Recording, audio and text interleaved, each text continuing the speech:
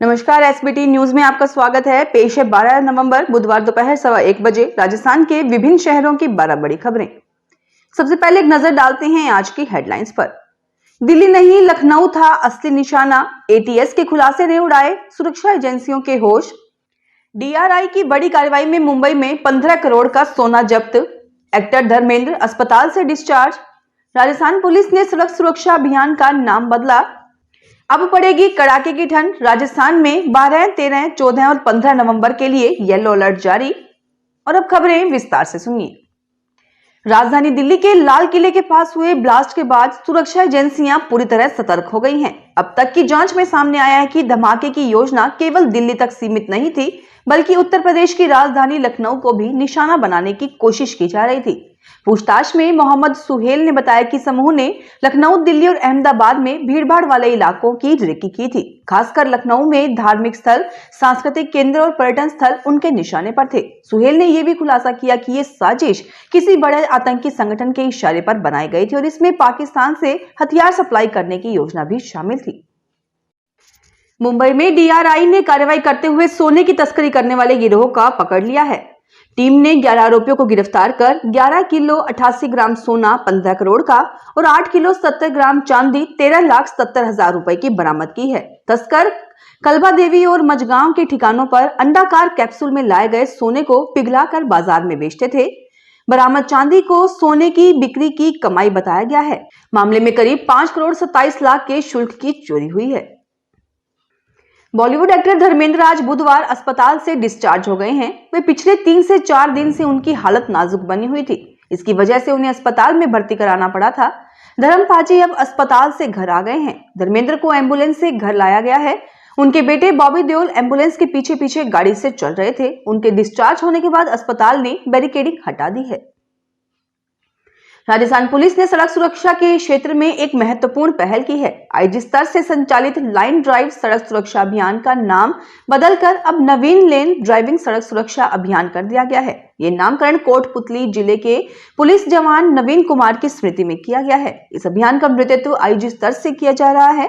कोटपुतली जिला एसपी देवेंद्र कुमार बिश्नोई ने नवीन कुमार के शौर्य और समर्पण को नमन करते हुए अभियान का नाम नवीन लेन ड्राइविंग रखने का निर्णय लिया है।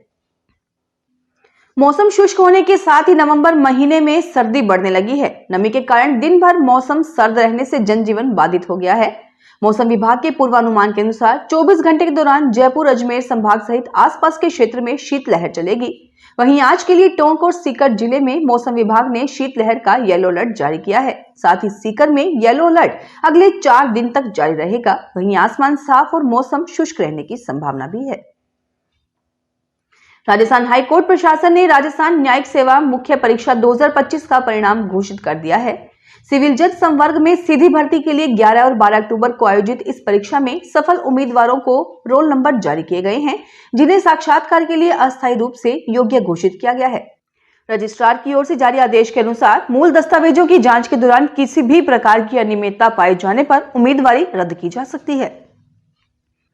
राजस्थान में एक समान रूप से आयोजित होने वाली अर्धवार्षिक परीक्षाओं के कारण राजस्थान शिक्षक संघ ने आगामी राज्य स्तरीय शिक्षक सम्मेलन की तिथियों में संशोधन की मांग की है। संघ का कहना है कि शिक्षा विभाग की ओर से घोषित नई परीक्षा तिथियों के चलते शिक्षक सम्मेलन की पूर्व निर्धारित तिथियों पर शिक्षकों की उपस्थिति संभव नहीं होगी।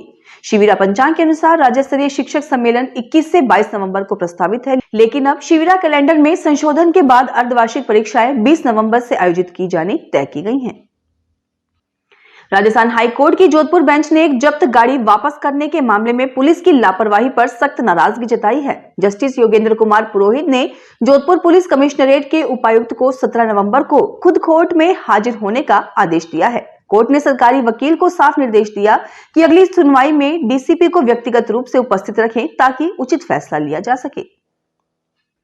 राजस्थान की राजधानी जयपुर स्थित विश्व प्रसिद्ध आमेर महल की पर्यटन व्यवस्था में आज 12 नवंबर को बड़ा बदलाव किया गया है। महल की सदियों पुरानी और देशी विदेशी पर्यटकों के बीच आकर्षण का केंद्र रही हाथी सवारी बुधवार को पूरे दिन के लिए बंद रहेगी।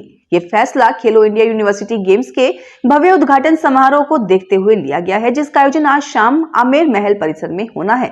आज दोपहर 1:30 बजे के बाद आमेर महल पर्यटकों के लिए पूरी तरह से बंद कर दिया जाएगा। दिल्ली सहित एनसीआर में प्रदूषण की मार को देखते हुए केंद्र सरकार ने ग्रेडेड रेस्पॉन्स एक्शन प्लान यानी ग्रैप का तीसरा फेज लागू कर चुकी है। इसके साथ ही राजधानी और एनसीआर में कई पाबंदियां लागू हो गई हैं। अब दिल्ली एनसीआर में BS3 पेट्रोल और BS4 डीजल वाहन नहीं चल सकेंगे। राजस्थान के अलवर और भरतपुर में भी ये पाबंदियां लागू रहेंगी। कोटा में पराली से भरी ट्रैक्टर ट्रॉली पलटने से ड्राइवर की मौके पर ही मौत हो गई। हादसे में ट्रॉली चला रहा ड्राइवर नीचे दब गया और ट्रैक्टर ट्रॉली उसके ऊपर गिर गई। कोटा के नांता क्षेत्र में मंगलवार रात बाई मुख्य नहर के पास ये हादसा हुआ है। पुलिस कंट्रोल रूम को सूचना मिली कि नहर किनारे से गुजर रही ट्रॉली अनियंत्रित होकर खाला के पास पलट गई। दलदल और पराली में फंसे ड्राइवर को निकालने के लिए करीब 45 मिनट तक मशक्कत करनी पड़ी। दिल्ली ब्लास्ट मामले के बाद राजस्थान में पुलिस और सुरक्षा एजेंसियां अलर्ट है। ऐसे में देश के प्रमुख धार्मिक स्थलों में से एक खाटू श्याम जी में भी पुलिस और सुरक्षा एजेंसियां अलर्ट है। पूरे राजस्थान में सबसे अधिक धार्मिक पर्यटन खाटू श्याम जी में होते हैं। भक्तों की दर्शन व्यवस्था में भी कुछ बदलाव किए गए हैं। यहाँ आने वाले भक्तों की मेटल डिटेक्टर से जांच के बाद ही मंदिर में एंट्री दी जा रही है। हालांकि इससे भक्तों को थोड़ी परेशानी उठानी पड़ रही है, लेकिन मंदिर कमेटी का कहना है कि ये जरूरी है। फिलहाल इस बुलेटिन में इतना ही। फिर हाजिर होंगे और बड़ी खबरों के साथ। अगर आप भी अपने आसपास की छोटी बड़ी और महत्वपूर्ण खबरों से अपडेट रहना चाहते हैं तो सब्सक्राइब कीजिए हमारे चैनल SPT न्यूज को और प्रेस कीजिए बेल आइकन पर।